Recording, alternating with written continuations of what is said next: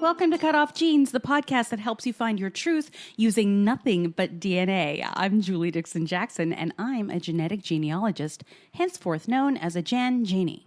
And I am Richard Castle. I am the producer, and today, once again, I am the co-host. Yep, he's back. Well, he's always here. I'm always here. I'm just a little more present now. He gets his own mic. We miss you, Renee. We miss you, Renee. Okay, we may as well let the cat out of the bag. Uh-oh. Let Renee out of the bag, because we have Renee in a bag right now. Renee is too busy right now, so she's taking a little time away from the show. I will try to fill her very, very good shoes. I think you're fine. I think everybody enjoys you, and although we do miss Renee, Yes. We enjoy you. It's just a little different. I'm here to add that little Y chromosome. Exactly. Or that big Y chromosome. The big Y chromosome, excuse me, yes. Okay. Shall we talk about the elephant in the room? Or the one-eared dog in the room? My dog buddy, who is always sort of silent partner here on this podcast. Ish. He's always in the room, chewing on a toy or just begging for treats. He had some ear surgery, and so he's got a big old cone on, and he's got a bandage wrapped around his head, so it looks like he only has one ear, but his ear is under there. It really does look like he only has one ear. I was very concerned when I walked in. The good news is, with this bandage wrapped around his head, this white bandage, now he can go out for Halloween dressed as a mummy. Yes, he's all ready. He's good to go. Or like Marley's ghost in A Christmas Carol. He always seemed to have like something wrapped around his head to keep his jaw in place, because remember that? It was because like his jaw had fallen off. You've never seen drawings of Marley the ghost? There's so much going on in my head right now about that. It's because so creepy. First, let me say, I always thought when people had things wrapped around their head, it's because they had a toothache. That's an old-fashioned thing, yes. Okay. Yes. I guess I figured Marley's ghost had a toothache, but why would he? He's a ghost. Well, why would he need a bandage at all if he's a ghost? But, Why would he need a jaw if he's a ghost? Come to think of it. But anyway, Buddy's doing fine. He had his little surgery, but he's fine. If you hear him in the background whimpering, it's not out of pain. It's because he wants more treats. It might be out of pain. And it may be me, actually, because I want more treats. Me too. What if I just started eating Buddy's treats? Do you think he'd be really mad? I think he would be very upset. Okay. Then I guess I won't. Speaking of Halloween. Yes. It's Halloween tomorrow. My goodness, already. I can't believe it's Halloween tomorrow, and I have not even bought any candy. You better get started, or you're going to have a lot of treats or a lot of tricks at your door. I'm actually thinking for the first time since I had small children that I may not even buy any candy. I might hide. Oh, I see. Yeah. Don't tell nobody. So I used to go to a friend's house, and he had a great Halloween display in his front yard, and we got all of these kids. They'd love to come to this house. Sure. And we would sit there and drink wine and give out, candy. It was a big party. He'd have a big party, and we ran out of candy because there were so many kids. So he would run up to the store to get more candy, on Halloween night. Sure. And this woman that was there giving out the candy, she would reach into the kids' bags and literally just shuffle her hand around and make the noise. That's hilarious. Because she didn't want to tell them we were out of candy. That's so funny. And sometimes I think she actually pulled some candy out.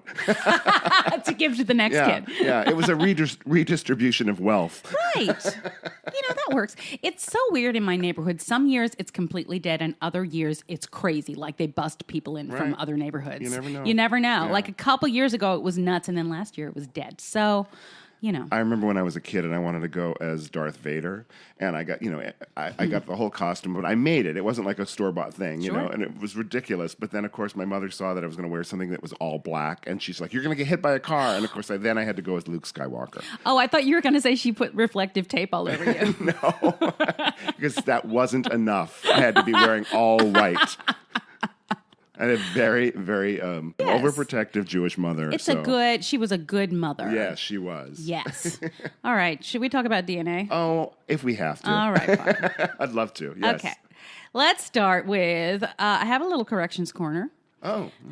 Believe it or not. So when I was describing the leads method last week, it was edited in a way that sounded like I was saying I didn't know how to do it at all. Oh. Because remember I couldn't think of the word Excel for the program that you're supposed to use? Yes. And at one point I said, well, let's just punch this in later when I think of what it is or when I research it. Completely forgot about that. But you left in the part of me saying, I don't know how to do it either.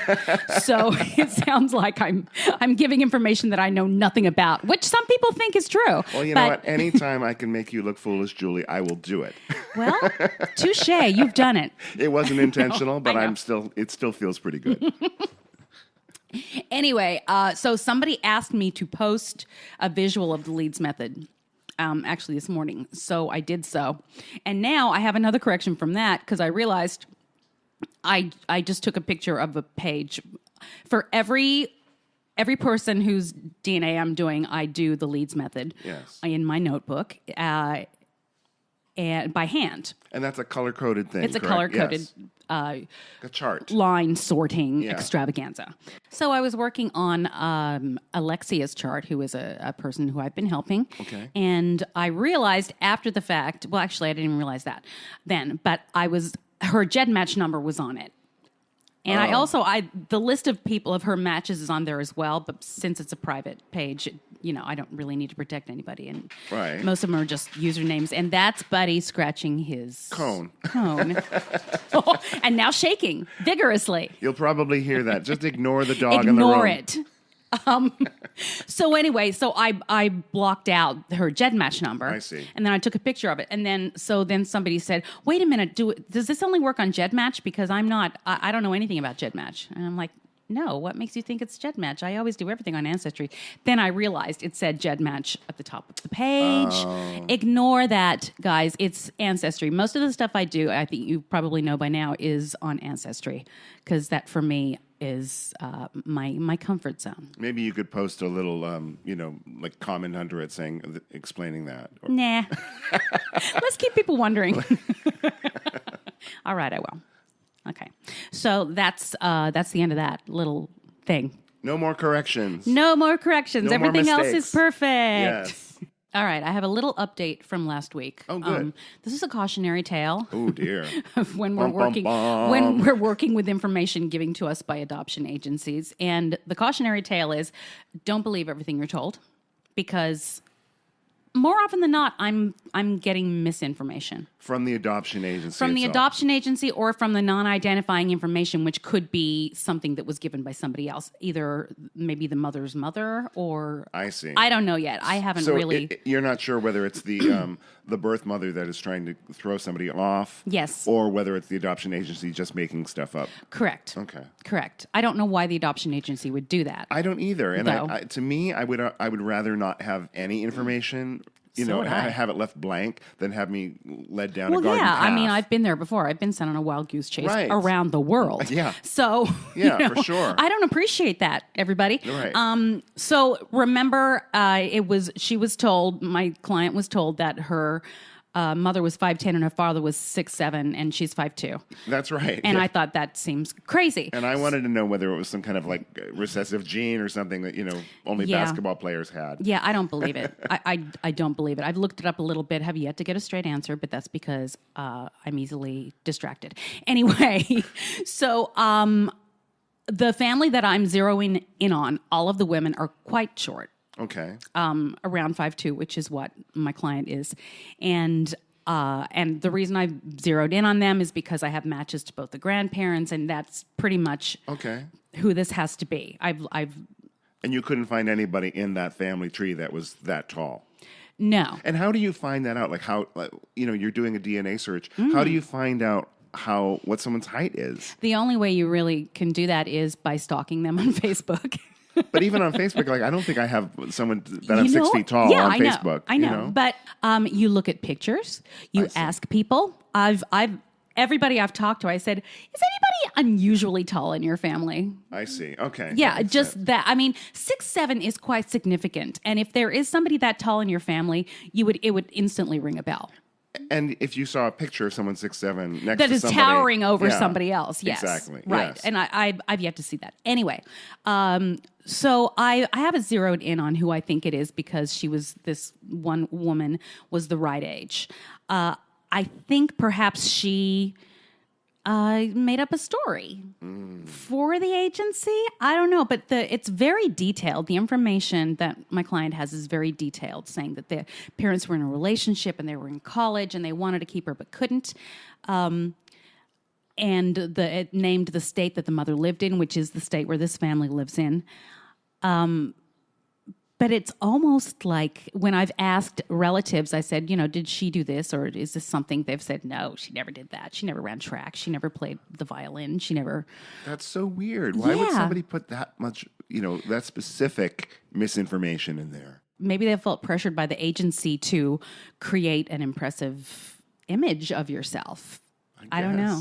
Yeah, I don't know. It's very interesting. I guess it's sort of like when you're filling out a dating profile online and you're gonna oh God, what are my interests? Oh God. But how weird about the height thing? Why would you do that? That's a really strange thing, especially if you were doing it because you didn't want to be found. That you would put something that. That's like kind of a red flag, 6'7". You're like, wow, who's 6'7"? It's so specific, right? You might. Yeah. Why not just pick like 5'8" or 5'9"? Something that's more. There's more people of that height than 6'7". I don't know. There's a lot. This family is pretty fragmented, and I've learned a lot about them, and but things are kind of coming together, and they've now reached out to my client, and I think we're going to get to the bottom of it any day now. Oh, good. Okay. Yeah. So I know you will, Julie. I know. I can't rest until I have. She's in the search for the truth. All right. If you're an AncestryDNA user, and who isn't that listens to me, that would be crazy. You may have noticed that there are some new features on Ancestry, which is refreshing because it's been a while. On the AncestryDNA, and they're actually, I feel like they've maybe listened to some people. So the first of all, I believe they've finally realized the benefit of listing the amount of shared centimorgans on the front page of the match, as opposed to having to click on the match and then click on another thing to get it. So on all of your matches, on the face page of all of your matches, the list, every single match has the centimorgan amount under their name. Okay. Which is very helpful. I would imagine so. You don't have to just keep clicking through. Right. So that's a good one. So on each match, under the green View Your Match tab is a symbol. It looks like two blue rings combined together, and that says Compare. So you can click that, and it takes you to a side-by-side ethnicity estimate for you and your match. And there's kind of the graphic has each of you on either side, and shows how much each of you have of each ethnicity. Okay. Which is actually a really good visual, even though ethnicity doesn't help that much. But because it's an estimate. I'm going to get that on a T-shirt. See, I know this because I've been on this podcast long enough that I know ethnicity is only an estimate. That's pretty much all you've learned and all you need to learn. Kidding. Okay. So it tells you that if the match has not updated their ethnicity, because remember Ancestry recently did an update. Yes. If they have not clicked on that to update it, it's weird. You get a different graphic, and it freaked everybody out because they realized, oh no, I'm not. I'm only 63% German. Yeah, it ruined people's lives, and they left. Right. I have to rethink my whole worldview. So there's that. Now you can scroll down. After you've looked at that, you can scroll down, and it'll show you shared migrations, which is something that they do more with the new ethnicity. What does that mean? So the DNA that you have matches the DNA of other people who seem to have been from this group that all migrated at a specific time to a specific area. I see. Or in a specific area. For example, South Carolina African Americans, Eastern Kentucky and Northeast Tennessee settlers, Acadians. Okay. Tells you which, if you match their it's like the migration people, patterns. The people in New York, the rich people in New York that go to Miami for the winter. Not at all, but sure. Anyway, these are all examples. All right. So then further down, it lists your shared matches. On this page, it lists the top 6, but you can click for a full list of all of them. This is basically the same as clicking on shared matches on your regular thing. It just gets you there a different way.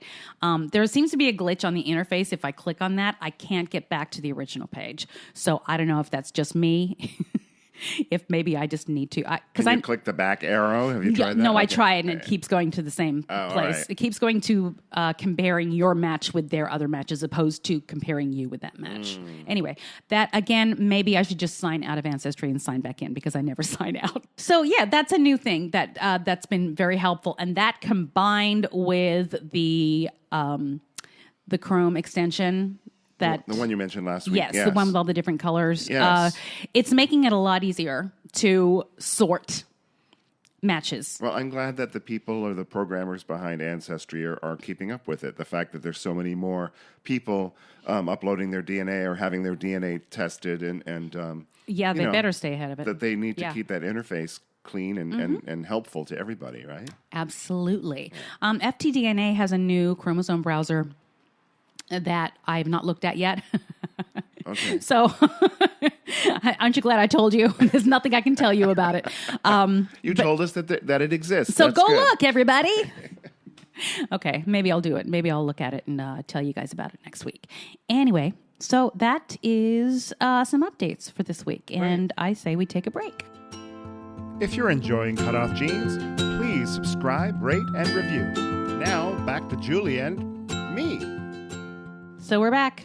Hello. So remember last week we talked about, I did another talk through of the quick and dirty / mirror tree / perspective tree thing. Yes. We were you were talked about the arborist, a DNA arborist. Yes, always. And I talked about another aspect of it is creating floating branches, and decided not to talk about it at that moment because it's a little in depth, so I'm going to give it its own And now segment. that it's Halloween, you're going, floating branches, woo. No? That was such a stretch, but I'll take it. All right, so here we go. Why do we need, or why do we want floating branches on our trees? Answer me that, Rich. Because if the branches are floating around, then you can move them around to different trees. Yes. Oh, or they can just connect to another tree. Okay.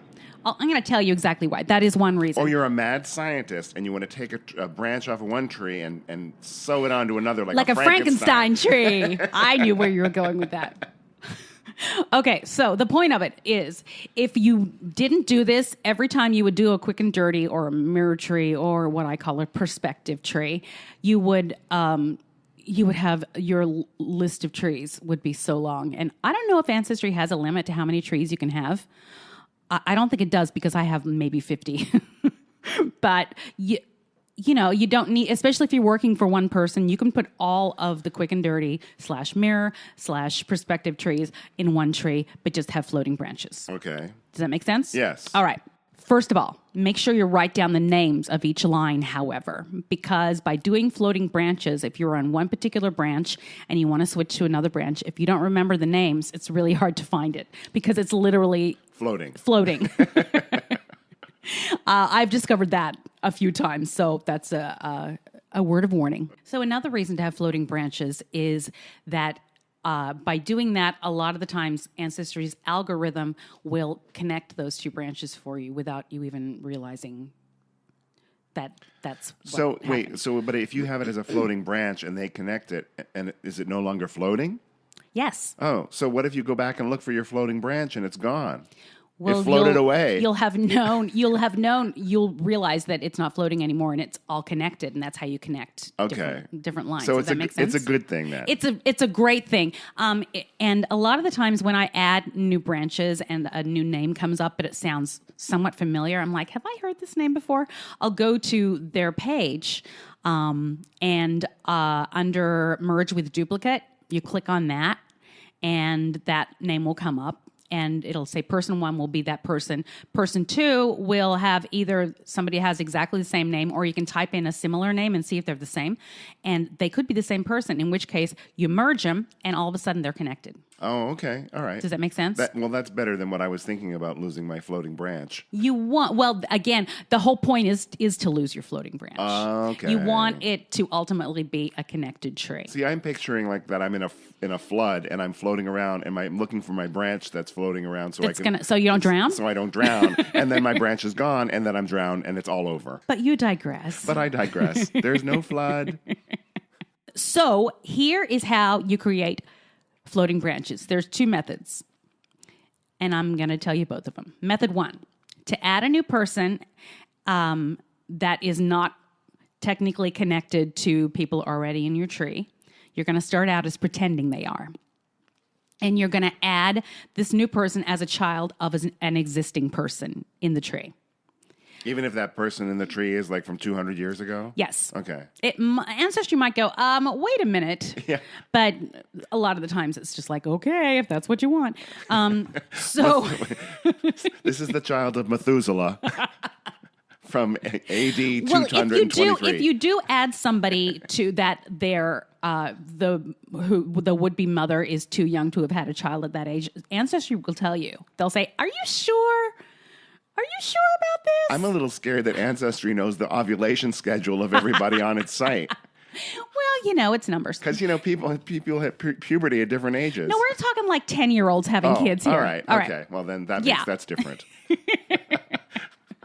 So, anywho. Talk about an invasion of privacy. I know, really. So let me see. So you add your person as a child of this existing person. After you've connected that, you're going to go into the added person's main info page.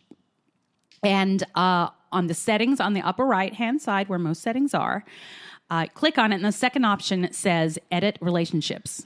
You're going to click, and it'll list who you have as the various family members. In this case, it's just the person you added and whoever the parent is that you added them to. Okay. So a graphic will come up, and it'll, let me see, the person you connected with will be listed. You click the large X after their name, and you'll get a prompt that says, remove this relationship. Okay. And yes, you want to remove that relationship. So you click that X, and then the next prompt will say, so-and-so will no longer be indicated as the mother of so-and-so. And then it says, this person will not be removed from your tree. That's how you know it's a floating branch now. Gotcha. All right. Okay? And you click remove and move on with your life. Make sure you remember the name of that person, though, because you have to get back to them. And now you can start your whole other branch. So you need to keep yourself a list of all your floating branches. Yes, I would keep myself a list if I were you. I've got a lot of lists around here, but I will tell you that floating branches is not one of them. Floating branch list. All right, so there's one other way of doing this. So this is an alternative way that I think is probably the way that Ancestry tells you to do it. So instead of doing that, you're going to go to your match's tree. So if you match someone, you're going to go to their if they have a public tree. And the person that you want to put in your tree, you're going to click on their face page, and you're going to click on Tools, once again on the upper right-hand side, and choose the option Save to Tree. It'll ask you which tree. Choose which tree. Tell them which tree. As that person isn't in your tree yet, you're going to click a plus to add a new person. Okay. Click on it, and it'll take you to an add a new person prompt, and it'll already have everything there that is from that other person's tree. And it says add new person, and you say yes, add new person, and click save, and now they're a floating branch in your already existing tree again. So there's 2 ways to do it. Okay. The second one only works if your matches have public trees. Right. So that's the difference there. Sometimes I don't even bother, and I just go ahead and do the other way. But again, for visuals, if you want visuals on this, I know a lot of people do, go check out Blaine Bettinger's YouTube channel because it's brilliant. Okay, let's take a break. Thank you for listening to Cutoff Genes, the new podcast starring Julie Dixon-Jackson. All right, we're back. Yay. Yay. So it's time for the epic Odyssey. Of whom? of Pattie O'Donnell, That's remember? right. Of course I do. I've been waiting all week to find out what happens. So Storytime is part 2 of Pattie O'Donnell's epic Odyssey that she, I think, calls Mamma Mia an epic in 3 chapters, something like that, which makes me laugh. I like that, but she may end up with a cease and desist, from Abba. Always. All right. So Pattie, when last we spoke to Pattie, yes, she had told us about her relationship with her mother and how her mother was not forthcoming with who her father was, and mentioned that it was a certain person, but wouldn't go into anything else about that. Right. And then Pattie said, but then along came DNA. Which is what our podcast is about. Indeed. So that is where we're going to take it from. So get ready for part 2 of Pattie O'Donnell's Epic Odyssey. In 2016, I did 23andMe, and I got nothing. By nothing, what do you mean? Oh, I got a lot of people who I couldn't figure out who they were. They were very low percentages, like third or fourth cousins. They had Irish names like hers, so I assumed it was her side, and I just threw my hands up and I said, oh, okay. But then in March of this year, I got a 12.5% hit. Ooh. And I sent, that's a lot. And I sent a message to the account owner, and I asked, did she have any more information? And she got back to me and said, I don't know anything because my mother was adopted. Okay. And we went back and forth, and then she said, I think you're my aunt. Okay. And I was like, okay. So I said, have your mom call me. I don't want to use an intermediary. So right away, her mom, Kay, called me. And she started arguing with me. She goes, no, my mother's name was Mimi. No, my mother worked at a hospital. No, my father was a doctor. Wait a minute. So she had known those things. Oh, yeah. She had the same identifying information I did. Wow. And you know what? Mimi had given up 2 babies 2 years apart almost to the day. Wow. So this was not the usual paternal hit. This was another maternal hit. Oh, wow. Okay. So was she older or younger? Older. So you were older. the second one. I was the second one, yeah. Oh. Wow. So I didn't understand DNA. We all get into this knowing nothing. And so I was like, oh, my God, this is a full sister because we share a quarter, and that's a sister. And I figured, well, then we share a father, and you know who your father is. So I got all the answers from her. And I found my father, and I looked him up, and he was kind of semi-famous, not famous, but he was in some newspaper articles. He was a surgeon who had a really expensive hobby that ended up bankrupting him. Ooh. And, yeah, because he chose the hobby over his 5 kids, his wife, and his ex-wife that he was supporting. Awesome. And he went bankrupt. But then I realized, oh, no, she's not a full sister. She's only a half sister, and that means that Dr. Selfish was not my father. Dr. Selfish? Yeah. That's what we call this one. Okay. Yeah, so this is Dr. Selfish. All right. And I was kind of relieved because at this point I had realized he was kind of a jerk. So yeah. And I met her once in person, and we did not hit it off that well. I think it was because our mother, there was a big difference in the way our mother received us. And our mother, yeah, go ahead. Did she meet Mimi before or after you? Oh, sorry. I forgot. Yeah. So Kay had Mimi had used her mother's maiden name as her fake name that time. She did fake names both times, which is illegal and not appropriate, but she'd used her mother's maiden name. Mm-hmm. So Kay had been able to find her really easily and had showed up at the door, knocked on the door, just showed up out of the blue. And Mimi was freaked out and was probably not pleasant to her. I don't know. That's a rough way to do it. Yeah, it was rough, and she was shocked, and Kay was angry, and it just was not. It wasn't good. But she and I still keep in touch via Facebook, and she's very funny, and we keep the line of communications open. So, yeah. So she had done that first, which I think was also one of the reasons Mimi probably was very reluctant to meet me, because she probably figured I was like Kay, and I was going to come showing up at her door. And it hadn't gone well, right?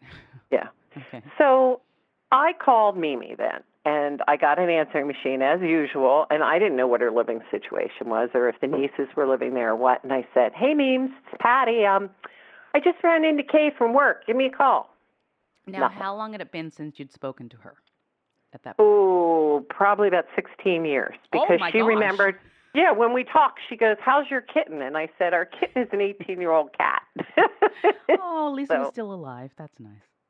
Yeah. So I called her back again and I said, "Listen, I'm meeting Kay for dinner tonight.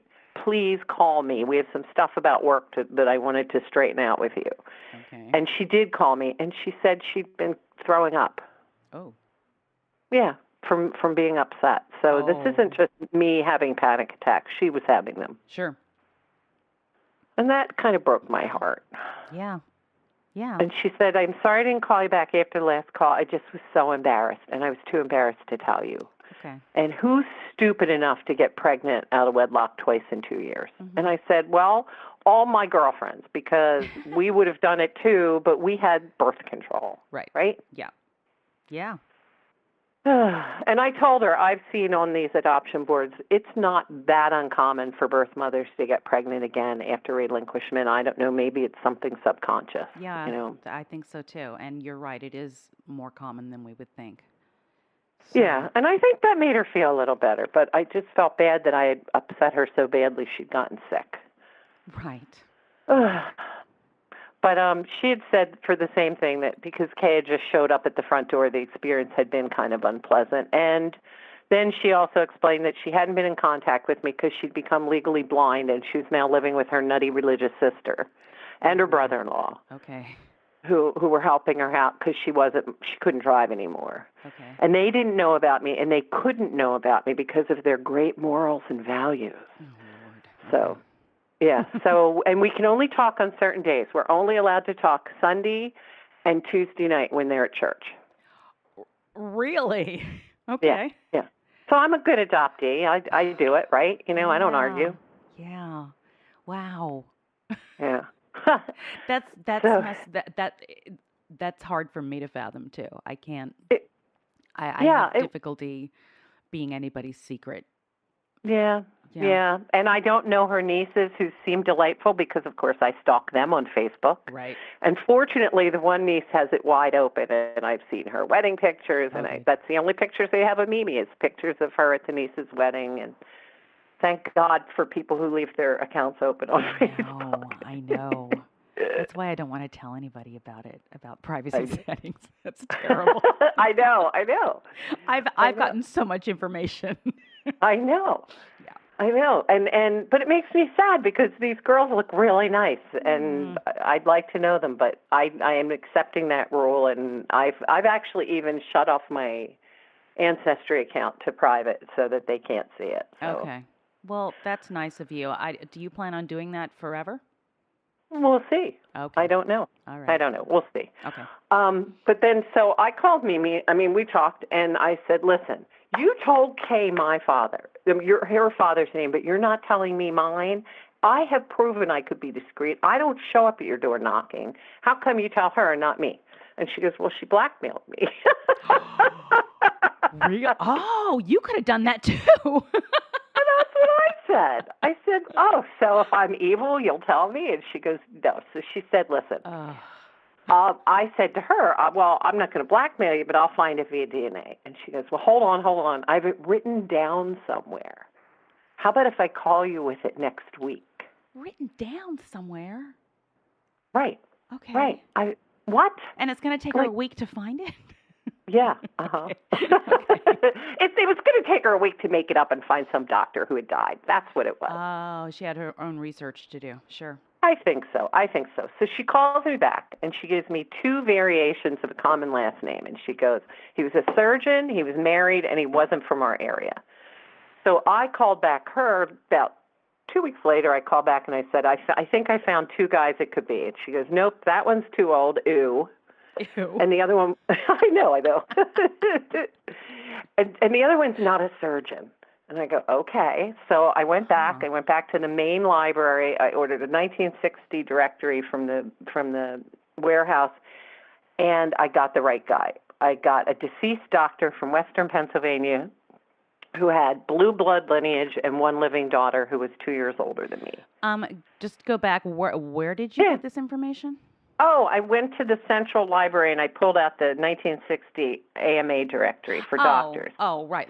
For doctors. Got it. Yeah, and I found orthopedic surgeons, and I found this particular fellow. All right. And I said, is this him? And she goes, yep, that's him. Because he had been in her area in the right year, and his wife grew up right at the next town over, so that worked. Like he would have been in the area. And she said, yeah, that's him. And so I call him Dr. Blue Blood. Okay, so we have Dr. Selfish. Right. That's number one. Dr. Selfish, my sister's father, who we think is my sister's father. Yep. And Dr. Blue Blood, who I thought was my father. So she thought that's going to be the end of the story. And I'm like, oh no, I'm putting that I'm building a family tree. And boy, did I build a family tree. Atta girl. So I put in my AncestryDNA because I trust her, but I wanted to verify it. And I built the biggest family tree you ever saw. Oh, you should see what I got on there. I got Mayflower, I got Civil War, I got Revolutionary War, I got Quakers, which is super cool because I'm a Quaker. I got so much. I got horse breeders, rich people. It was wonderful. Oh, that's so great. Yeah, it really was. It's great when you find a rich history that you're connected to, isn't it? I know, because I'm like typical Irish immigrant, came over in the, 1900s, blah, blah, blah. Yeah. So, no, I got all this great stuff. Cool. I got, like, DAR stuff, like, woohoo! And so I built the tree. It was so exciting. But now the only thing that was hanging out in the background is this fella has blue eyes. And Mimi has green eyes. And I have brown eyes. And that's not genetically possible. So I had that in the back of my mind. Plus, who goes upstairs to look for the name of somebody whose child she carried for 9 months? Yeah. Indeed. So wait, when did you notice the eye color differential? Right away. Okay. Right away. And did you immediately research it and see if it was possible? Yep. And it wasn't. And it wasn't. Okay. But you decided to keep going? Yeah, right. Because why would she lie to me? So I had both ideas in my head at the same time. I know. Okay. I know. I had both ideas in my head at the same time that maybe this was true because boy, did I want to be that Mayflower descendant. Sure. Yeah. And on the other hand, I also had it in my head that, this is not possible. Okay. But he was tall, so I also had that in my head. Okay. And then I got my ancestry back. And there was not a single hit from Dr. Blue Blood's tree. Not one. Oh, wow. Okay. And I think you would find that painfully familiar. Yes, indeed. Indeed. Yeah. Okay. So nothing. How long did it take you to figure that out, to work it? Oh, immediately. Like the day it came in, I knew. I looked on my tree and I'm like, not one hit. But there's all these blue-collar working-class families from her neighborhood. Okay. And one of the second cousin hits that came in had put together a little family tree that I was able to take that and build a huge mirror tree from that tree. Okay. And then I started to be able to put matches on there. And I said, you know what, there is no mystery doctor. She got pregnant by a friend or a boyfriend from her hometown, not some fancy doctor she worked with. This was a hometown honey. Okay. And that was a pretty good guess. Mm-hmm. So, but there's more DNA that comes in. Right. All right, that's the end of part 2 of Pattie O'Donnell's. I can't wait till next week and hear part 3. Me too. It gets better and better. Pattie's a great storyteller, don't you think? I do, and I love that our listeners, I know I've said this before, but I love that our listeners are sharing their stories with us. It's so fascinating to hear everybody's stories. Absolutely. I think people like hearing it. So guys, remember, if you want to share your story, as long as it's DNA related, reach out to us. I would love to hear your story. I'd love to share it with our listeners, and we can do it any way you want. I can tell it if you don't want to tell it, or I can call you, or if you're in town, I can meet you. That sounds great. In town is Los Angeles. Yes. So thanks, Pattie. And next week is the finale of Pattie O'Donnell's epic Odyssey. Can't wait. Me neither. Hey, Rich. Yes. Tell the folks about yourself. I am Richard Castle, and I'm a songwriter, musician, and you can follow me on Twitter at Castle Songs, or you can go to my website and see a little picture of me and hear my music at richardcastle.com. And see a little picture of you. Yeah. You know what? I'm going to post that picture of you and I from 1986. Oh, my at God. the piano. Yes. I love that picture. In the crib, you mean? Yes, exactly. When we were toddlers. You should post. It's actually a really cute picture. I like it. Yeah. I look like Natalie Wood in that picture. Oh, you do? Because I'm wearing way too much makeup. Well, it was a pageant, so exactly. You're forgiven. I know. Well, always. Hey, everybody. I'm Julie Dixon Jackson. You are. I am. Go figure. You can find me on Twitter at Jules Jackson with 2 O's. You can find the podcast on Twitter, at Cutoff Jeans Pod. You can find our Facebook group, the Cutoff Jeans Podcast, and request to join and tell me a joke. And what else? Oh, I have an idea. Oh, I'd love to hear it. Except for I don't know how to do it. So maybe you can give me some ideas, or the listeners can give me some ideas. Okay, what is it? I want to have a contest. Ooh, I love it. Yeah, but I'm not sure how to do it. What kind of contest? Okay, I want to encourage people to share. And I'm not sure how to do that, but as I'm going to have prizes. To share the podcast? Yes, to share the podcast. Okay. So you don't know this about me. I think you do. I'm a crazy crafty person. Yes, she is. And I make stuff all the time. And I find a new craft and I do it solidly for 6 months until I have it perfected, and then I move on to a different craft. As a result, I have a house full of crafts. Before she was Julie Dixon Jackson, she was Julie Etsy Jackson. Julie Etsy Jackson. Oh, that's a cute name. Anyway, I have a bunch of stuff, and I'm going to take pictures of certain things. Some are DNA related, some are not at all. But they're fun and silly, and so I want to give things away to people who share the podcast. Yes, who share the podcast, and I'm not exactly sure how to do that. So let's figure that out. Yeah, That let's sounds like research fun. it. But what I'll do when we do figure out how to do it is I'll put pictures on in the Facebook group of the stuff that I want to give away. Oh, that sounds great. Yeah, how fun! Isn't that fun? Yes. Okay. Do Anyway, you have something to tell everybody, Julie? yeah, I do. What is that? The truth is in your jeans.